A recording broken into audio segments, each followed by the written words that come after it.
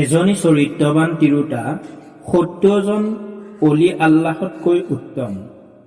এজনী চৰিত্ৰহীন তিৰোতা ১০০০ বেয়া পুৰুষতকৈ নিকৃষ্ট। এজনী গৰ্ভৱতী তিৰোতাৰ ২ ৰাকাত নামাজ অইন তিৰোতাৰ ৮০ ৰাকাত নামাজতকৈ উত্তম। গাখীৰ খুওৱা তিৰোতাই প্ৰতি টোপাল গাখীৰৰ পৰিৱৰ্তে এটা এটা পুণ্য পায়। অশান্তিযুক্ত স্বামীৰ ঘৰত অহাৰ পিছত স্ত্ৰীয়ে তেওঁক স্বাগতম আৰু সান্তনা দিয়ে। সেইজনী তিৰোতাই অৰ্ধযুদ্ধৰ পূৰ্ণ পায়। যি তিৰোতাই নিজৰ কান্দি থকা শিশুৰ কাৰণে ৰাতি টোপনি যাব নোৱাৰে, সেই তিৰোতাই ২০টা গোলাম মুক্তি কৰা পুণ্য পাব।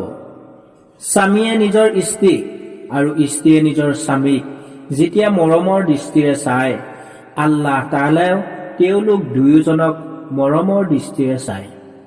যি তিৰোতাই নিজৰ স্বামীক আল্লাহৰ ৰাস্তাত ওলাই দিয়ে আৰু তাই নিজে হেফাজতেৰে সৈতে ঘৰত থাকে, সেইজনী তিৰোতা স্বামীতকৈ ৫০০ বছৰ আগত বেহেষ্টত প্ৰৱেশ কৰিব আৰু ৭০,০০০ ফিৰিষ্টা আৰু হুৰৰ চৰ্দাৰ হ'ব। আৰু এইজনী তিৰোতাক বেহেষ্টত গা ধুৱাই গোচল দিয়া হ'ব আৰু এই তিৰোতাজনীয়ে ইয়াকুতৰ ঘোঁৰাত উঠি স্বামীৰ কাৰণে অপেক্ষা কৰি থাকিব। যি তিৰোতাই আটা গোলাৰ সময়ত বিছমিল্লাহ শ্বৰীফ পাঠ কৰিব, আল্লাহ পাকে সেই তিৰোতাৰ উপাৰ্জনত বৰকত দান কৰে।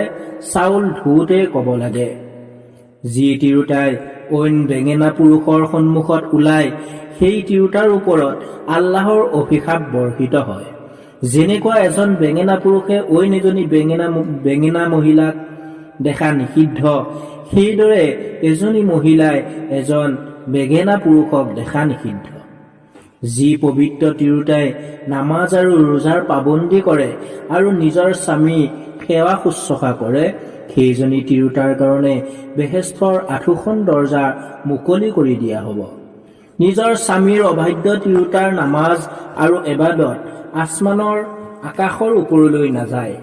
গৰ্ভৱতী তিৰোতাৰ প্ৰতিটো ৰাতি ইবাদত কৰা আৰু প্ৰতিদিন ৰোজা ৰখা বুলি গণ্য কৰা হয়।